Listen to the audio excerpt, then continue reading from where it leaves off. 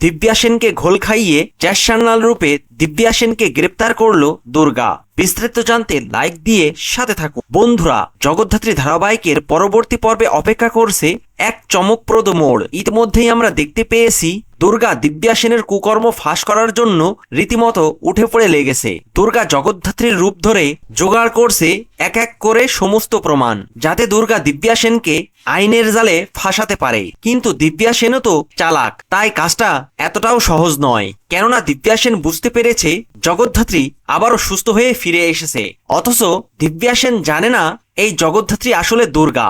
দুর্গা জগদ্ধাত্রীর ছদ্মবেশে তাকে ঘোল খাওয়াচ্ছে, আর এই ভুলটাই দিব্যা সেনকে শেষ করে দেবে। দিব্যা সেন দুর্গাকে জগদ্ধাত্রী ভেবে জগদ্ধাত্রীকে মেরে ফেলার জন্য কিছু ভাড়াটে গুন্ডা লোককে পাঠায়, আর এদিকে দুর্গা জগদ্ধাত্রী রূপে ওই গুন্ডা লোকগুলোর সাথে লড়াই করে ওই গুন্ডা লোকগুলোকে উত্তম মাধ্যম দিয়ে নিজেকে রক্ষা করে।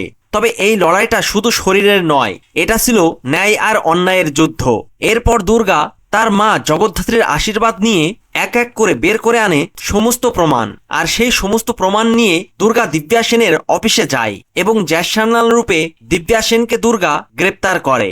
আর দিব্যা সেনকে গ্রেপ্তার করে কোর্টে তুলে সমস্ত প্রমাণ সহ দুর্গা দিব্যা সেনকে সর্বোচ্চ শাস্তির ব্যবস্থা করে। হ্যাঁ বন্ধুরা, দুর্গার হাতেই এবার ন্যায়ের বিজয় আসবে। আর এই সব কিছু জানতে চোখ রাখুন জগদ্ধাত্রী ধারাবাহিকের আগামী পর্বে। ভিডিওটি ভালো লাগলে লাইক ও শেয়ার করুন। ধন্যবাদ।